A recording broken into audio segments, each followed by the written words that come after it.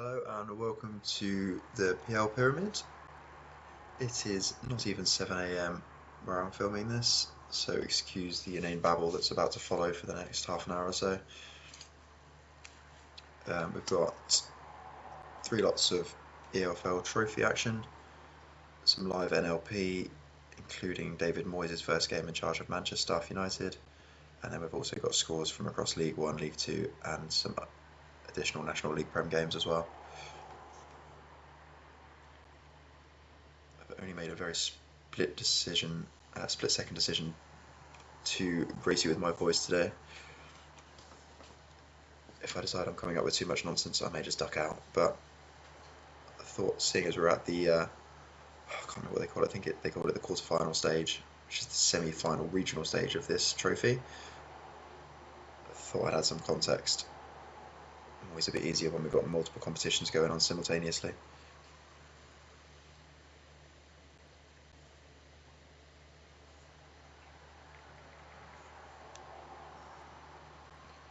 Also likely to duck away to pour myself a coffee.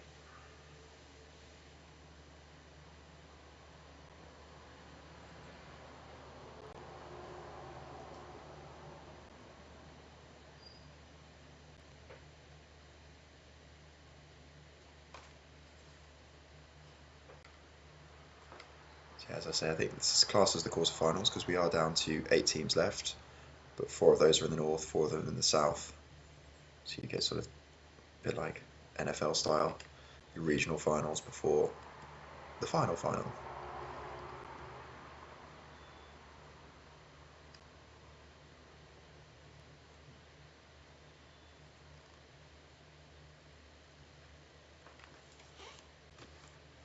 And so far so good for the southern contender Levi, who's starting to simmer in the transfer market. He always gets going eventually.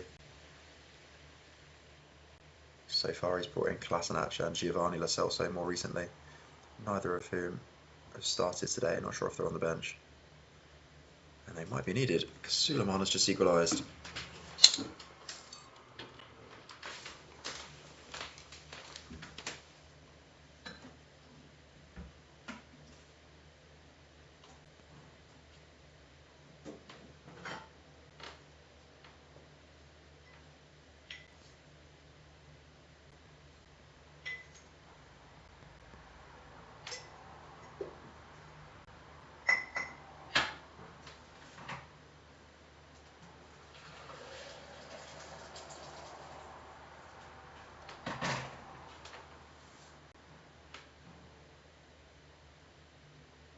I'd love to tell you more about that goal, but as you might have heard, I was pouring my coffee, so no idea what happened here. Nunes at the back post.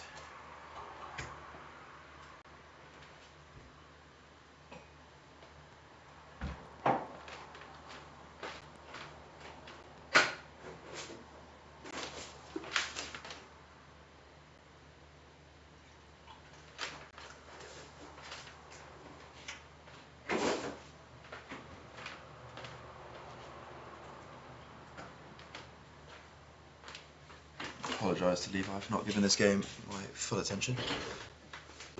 I am back. Just in time to see Marion Parhas, which is all I really came for anyway.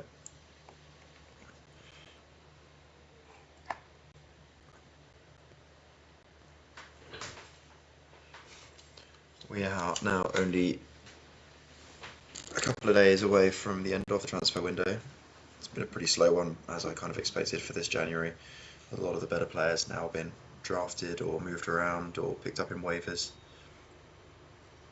But if there is somebody that's going to spring to life in these final hours, Levi would be a top contender there as well.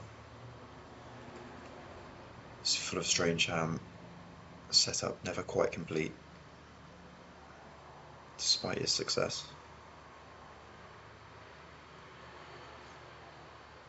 Success, which is now leading him to the southern final, or what they would call the semi-finals.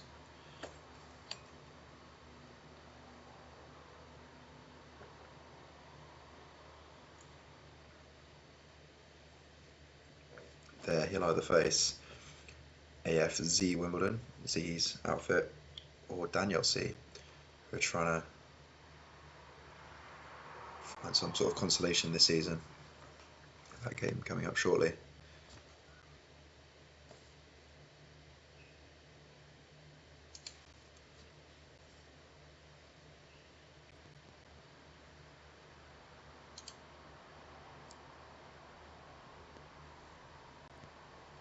Not before we head north.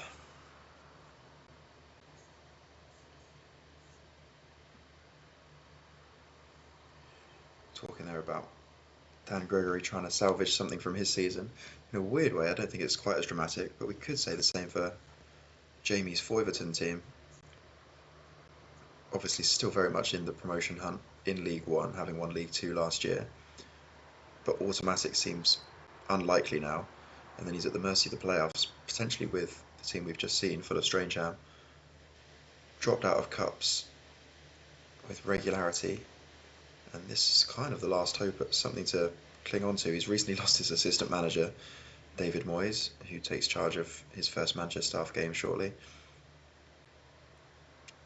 Any other day you'd have made them favourites here, but on recent form, that goal is not a massive surprise, to be honest.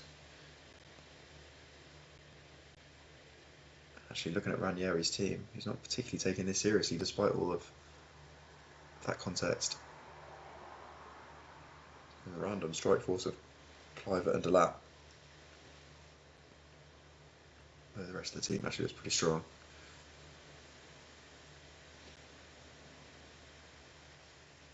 Bielsa's also made a few changes, to be fair. Noah Nelka brought Forlan in instead.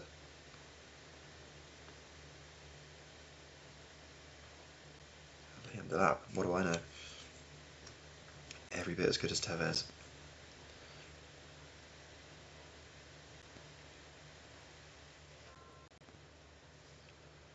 Can't escape Steve McManaman at the moment. Had to listen to him commentate on the PSG Newcastle game last night. Immediately watching him taking corners this morning.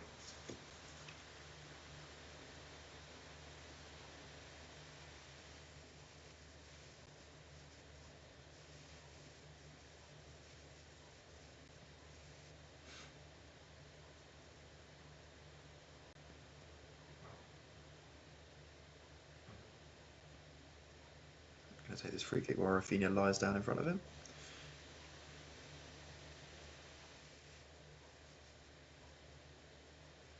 Jesus. I thought he just ballooned that.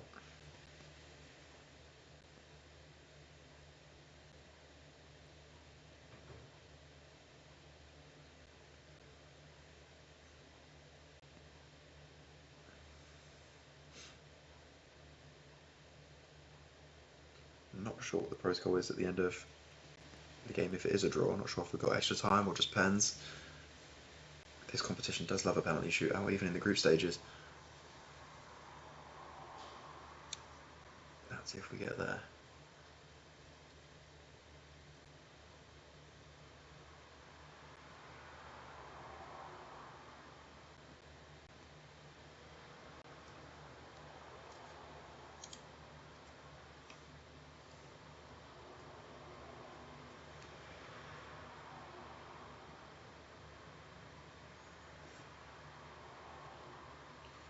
My lack of preparation for today means I'm currently scrambling around trying to find who the other Northern semi-finalists are.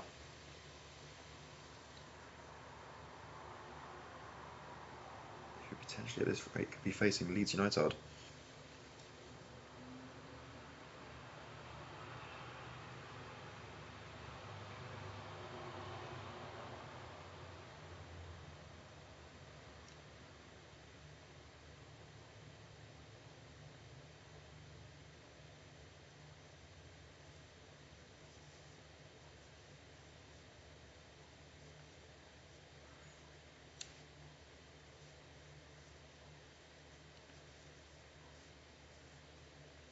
Quick search. It looks like Dan City Y are still active in the Northern segment.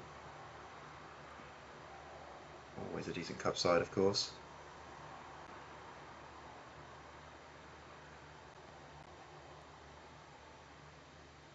Actually, I get the feeling it might be Connorwich City, who they're up against. The reigning champions. But that game isn't today. Other commitments, I believe, with Dan City Y in the Europa League, forcing that game apart. And again, my early morning attention span has been shite. I've just realised it's pretty much game over for Foyverton, and not quite season over. They've obviously got the playoffs and League One to look forward to in May. But certainly for a little while, this last month has completely taken the sting out of their season. Offside Ian Rush attempt isn't going to help anything. And well done to Leeds UniTodd, quietly going about their business this season, mid-table in the league, and suddenly finding themselves in a regional final, for what it's worth. Or a cup semi-final, sounds a little bit better.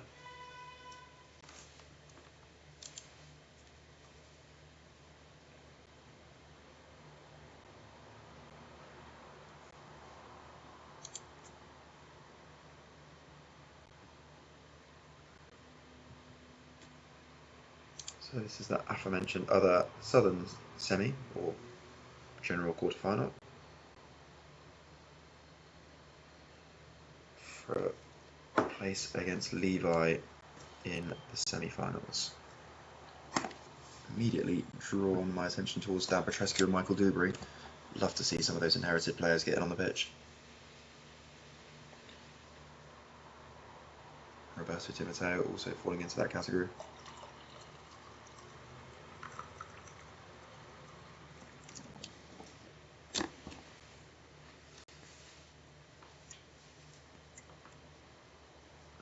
Cheap with a rare game as well. Pretty familiar lineup for the home team though.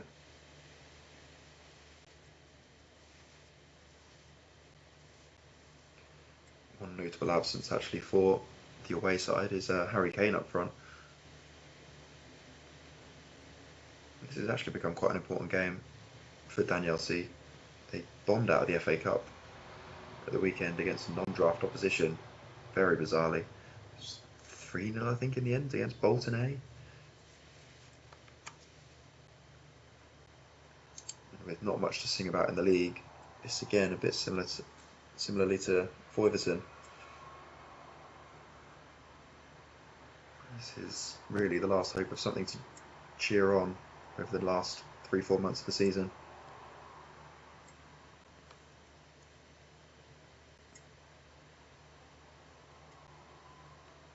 You'd say on form, Zach's AFC Wimbledon have been by far the better team in recent weeks. Plonked themselves in the playoff equation under the guidance of Arne Slot.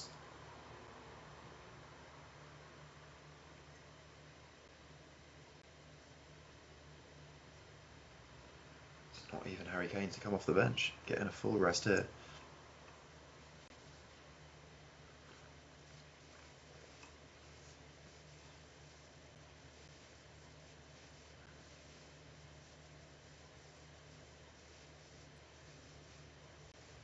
Cheshampton with a rare appearance off the bench.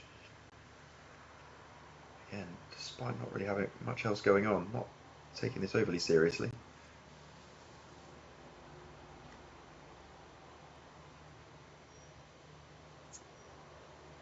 That back four now.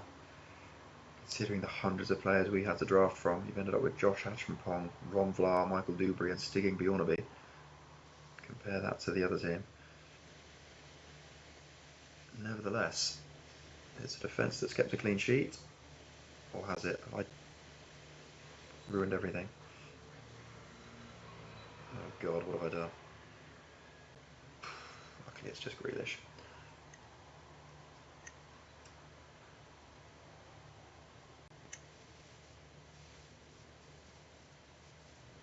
This game has lacked any kind of drama. Have we got some now? Oh, Edo, boy, what a save.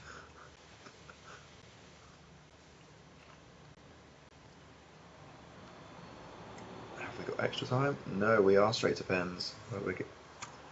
Dan is going to need some more of those long legs from De Hoyt.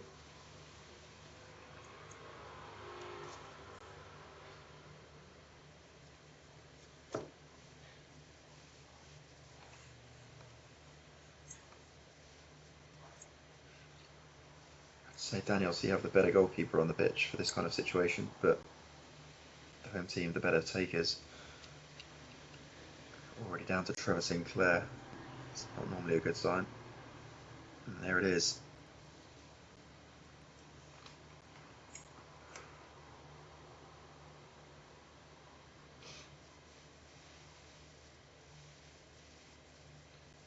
Okazaki on in the second half.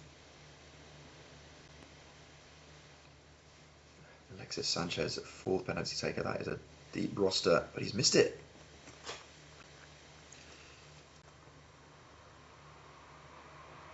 Not sure why Havertz wasn't going earlier. Buried it. Harry Maguire, we know where this is going. Top bins. Bottom bins. And now all the pressure on Ruben Loftus-Cheek.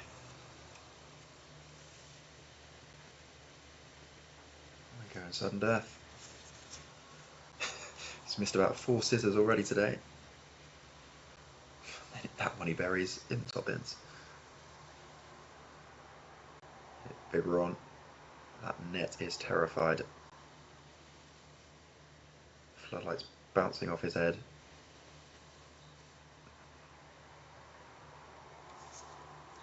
Again, John Arisa, your 7th penalty taker. That net is breaking. There's Mohamedou Diarra, I believe. I'm not sure where Lasana is in the game at the moment.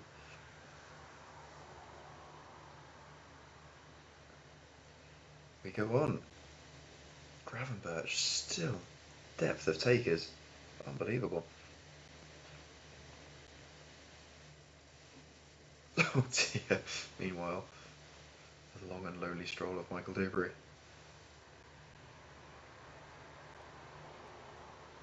He's done it. Well done. Right, now we're into the dregs.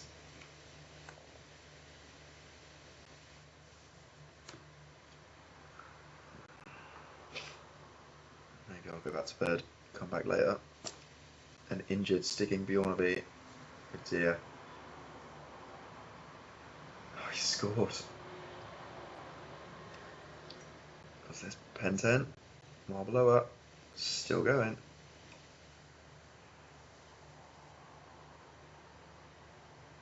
Who could we possibly have left here? We've gone through Dewberry and the injured ones. Young Josh Acheampong. Oh, bless him. Unlucky Dan, and well done Zach. Into the semi-finals. All of the drama coming after the 90 minutes.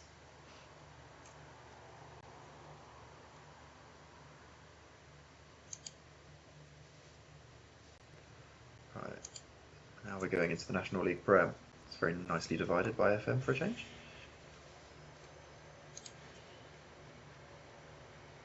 Starting off at Leicester C, Avram Grant's team up against the league leaders, but league leaders who have suddenly lost form. You see, that 3-point lead still looks pretty healthy, you'd think, 12 points down to third, but that 3-point lead of not so long ago was about 9. And actually, if Marshyside win their game in hand, it's no point lead. It's about 3 games in a row now where they've dropped points unexpectedly. Went from a 21 game undefeated run to losing 2 out of the last 3. No coincidence, I feel, that it's since Carlton Palmer got injured. Javi Garcia and James Ward-Prowse not quite holding the fort as well.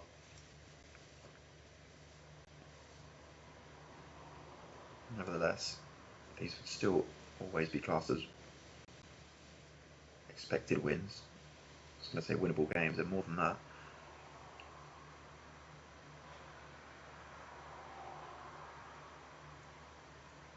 But I think Craig will be keen to see the rot stopped as soon as possible. Marshyside have looked pretty unbeatable in recent weeks. I did check the other day, and their game against each other comes 3 games before the end of the season. Could be an absolutely massive one. Only one team automatically promoted, and then a 6-team melee Royal Rumble for the other promotion spot, of which we'd expect 5 of our boys to be in there. There are only 4 of the other 5 currently are. The other one we're going to see very shortly under new stewardship.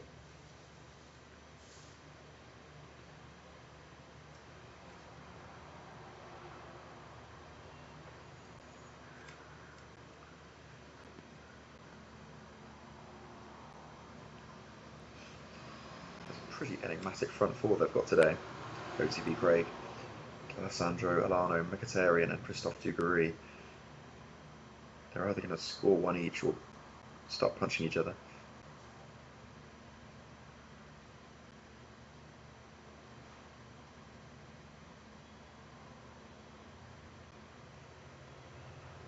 But again, wheels not completely off, but certainly rattling.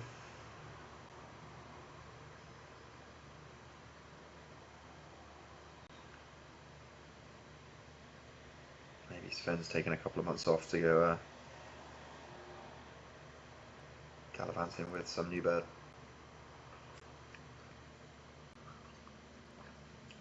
Ulrika's dragged him off on some sort of cruise.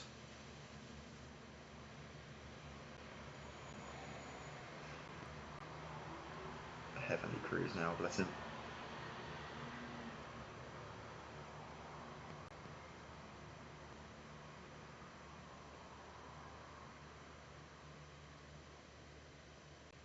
The other big loss, as well as obviously Carlton Palmer, has been Callum Wilson, who was banging him in for fun before his injury. Such is the life of Callum Wilson.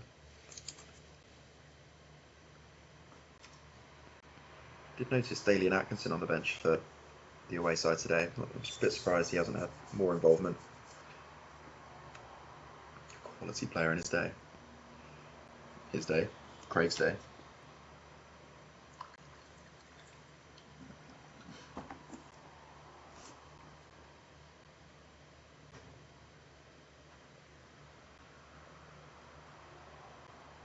It's Avram Grant's side that are knocking the ball around a bit more confidently than our league leaders. And that's been coming.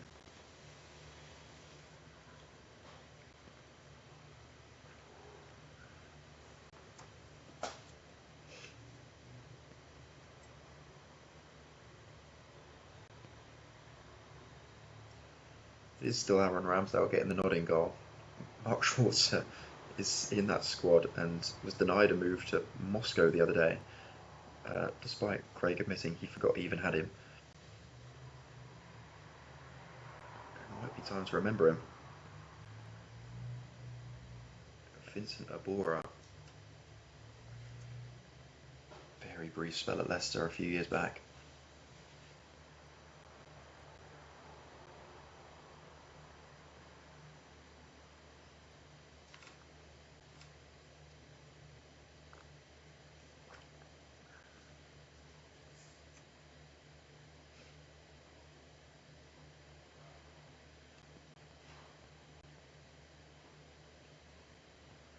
This has more than opened the door for Marshy now.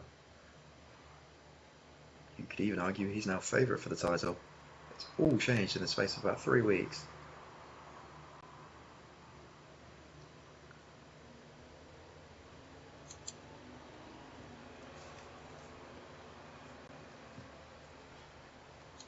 And so finally we come to David Moyes' first game in charge of Manchestaff Utd. After more than 1.5 seasons, Director of Football Liam has given up on the back 3 idea. He's gone through Glenn Hoddle, he's gone through Ruben Amorim, Amorim being sacked in-game by owner JP McManus, and we've then arrived at a 4-2-3-1, and there's a subplot to this, well, a couple. One, David Moyes was the assistant manager at Foyverton, so Ranieri's currently sitting in the dugout alone, crying after earlier's game. There's the red hair of Moyes, unmistakable. The other subplot being, literally hours before this game, Portsmouth, who were hovering around the game, agreed a £46 million deal for David Beckham. Now, the way that our draft league is constructed, I obviously put that to Liam. It was immediately rejected, so I've intervened. But I did wonder, because it was literally on the day, if it made him ineligible for this game, because he was presumably driven down to the south coast, then come back again. And he's not playing in Moyes' first game in charge. We were wondering where he'd actually be put. Could be centre mid, could be right back, could be that right wing slot. The whole point of Liam's back three experiment was to have Beckham as that wing back. I mean, you could argue that he should have got a manager that plays a 4-4-2, which would have suited the Beckham from back in the day. But we're going to have to wait another week to find out where Moyes wants him.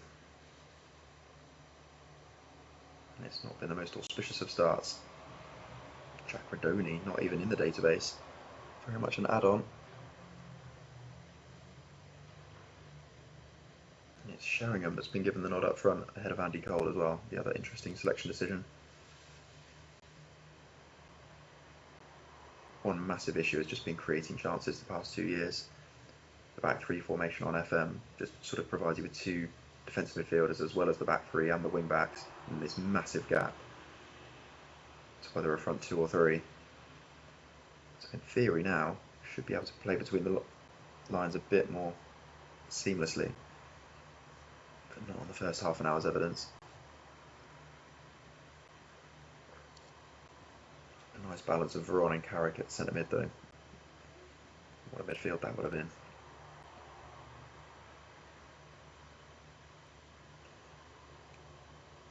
The other slight issue is Liam only started bringing in wingers in the previous summer, because year one it was more of a front two, so he didn't really have any. So his wingers aren't world class, you'd say. You've got the likes of Januzaj, Diallo, Cunha. That's about it. So coming in off the flanks, maybe Kagawa could go there as well. You just suspect that might be where Beckham ends up, on that right hand side. Offside.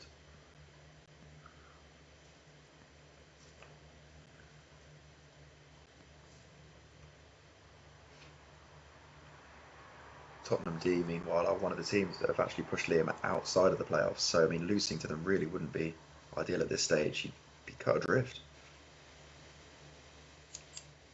In the context of the National League Prem, this is a massive game. If Liam is to make sure that all of the drafters do make it into the playoffs. Kinski keeping them out at the moment.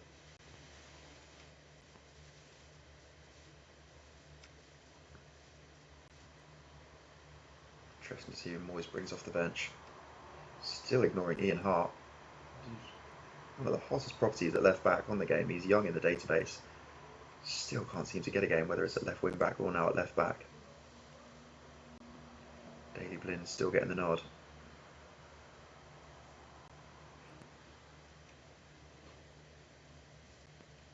The other issue I think Liam might have is, until Melchiot, who's just started off that move, until Melchiot walked through the door, Liam was adamant he wasn't getting any other right backs because he was so determined for the Beckham right wing back experiment to work. So again, I imagine Melchiot's a guaranteed starter for the foreseeable. Taken from Dauntley's Devils last summer.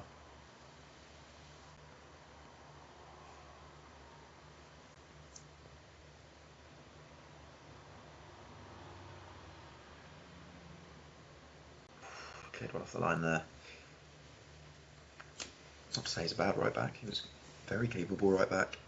Just normally helps to have a bit of backup. And no subs as yet. Could really do with a winning goal. Here we go. Ji-sung Park should be suited to this formation as well. He's got Thomas Gravison lingering around somewhere, I think.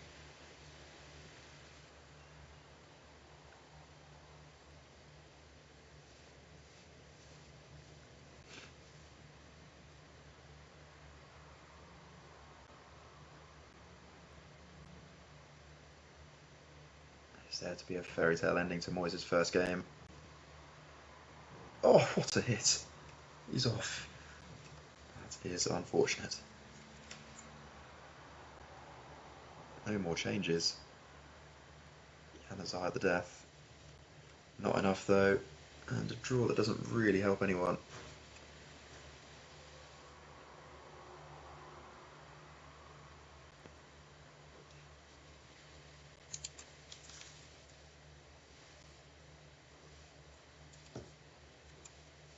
So we're going to go up a couple of leagues now.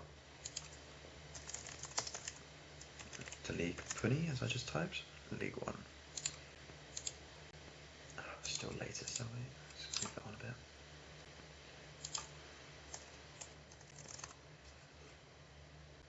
Still far too early to be typing, it turns out. Into League 1, and a win for Ellister. Foden again. This time putting Manchestaff C to the sword, despite another kinky kiki. This time Cheshampton getting on the score sheet. The Ellister train ploughs on. Some fun names in amongst them though. George Samara, Sean Gota, Danny Tiato. Lovely stuff. And a win for Thomarse as well, so the top two capitalising while FullofStrangeham and Foyverton were in EFL trophy action. It's Kovacevic off the bench again. Proved to be a pretty shrewd acquisition in the end.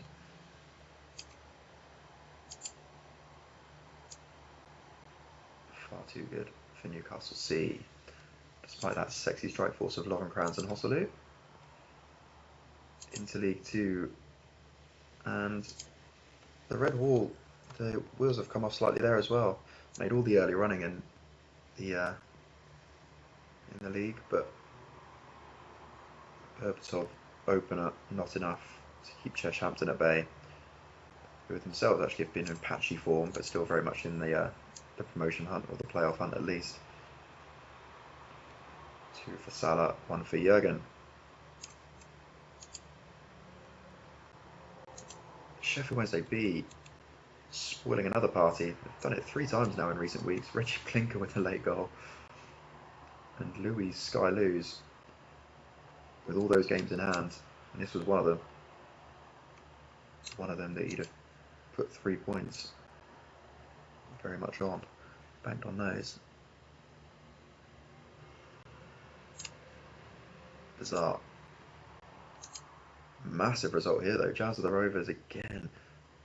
Their promotion hunt being undone, this time internally. Thierry Henry, a red card within 5 minutes. Unable to recover. It's Di Maria, Bergkamp and MATTch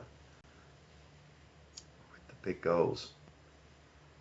I think Craig will be livid that there's no sexy Ipswich legend there, but very happy with the win nonetheless. And a win for his East Anglian enemy as well. No Shearer today. Fowler and Adebayor doing the job, as did Timu Pukki off the bench. He even had Yusuf Safri on the bench. He went mental in the waiver window last week, or a couple of weeks ago. He's going to love that. And a couple more games in the NLP as well. Drop point for Gourlayverpool against a team, to be fair, that have been running right in the division recently. Bournemouth B. Bournemouth B? Jesus. Bournemouth B. Took a late Huddleston equaliser. Finally getting some game time in the project. But Bournemouth B, another team keeping Manchestaff out of the playoffs currently. Good win for NottinGiant Forest. Dion Dublin. I think that might be his first goal in this project. Fantastic.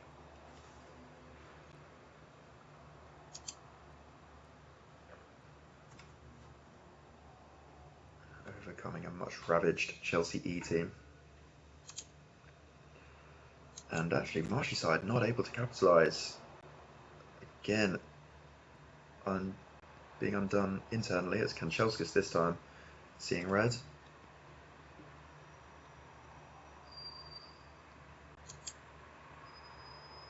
Kiefer Moore off the bench and on the spot.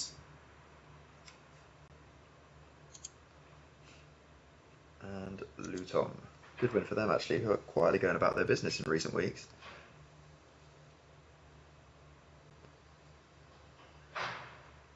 Strike force of Cyril Regis and Doniel Marlon quiet.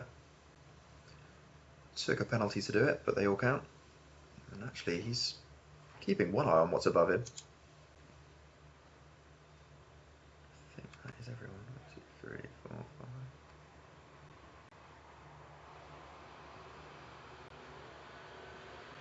If I missed out. No, that's everybody. Alright, go take a look at the league tables.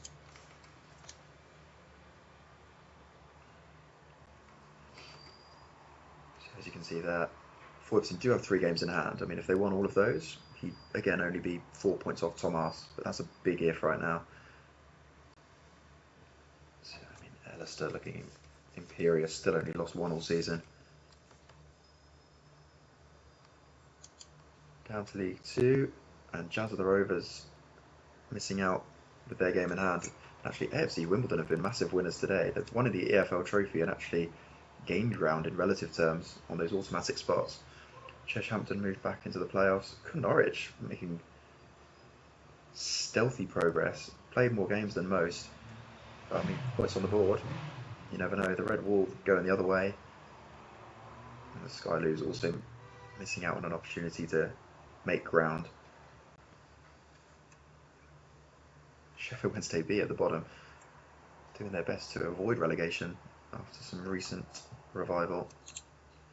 And you can see now the NLP, so Marshy with his game in hand would take him top, but he could have been in an even better place. And it's all cramping up a bit with NottinGiant Forest winning and LuTom. Gourlayverpool not completely out of the question either. And then you look down, so Liam's Manchestaff team now 4 points off the playoffs. Got a game in hand, but Burnley B, Bournemouth B and Tottenham D proving difficult for any of our drafted teams to win actually, especially away. So that brings us to the end of today's venture. We've got a small highlights program coming up immediately afterwards in terms of me filming it, but tomorrow in inverted commas, with some league action but also some European results as well. So see you shortly.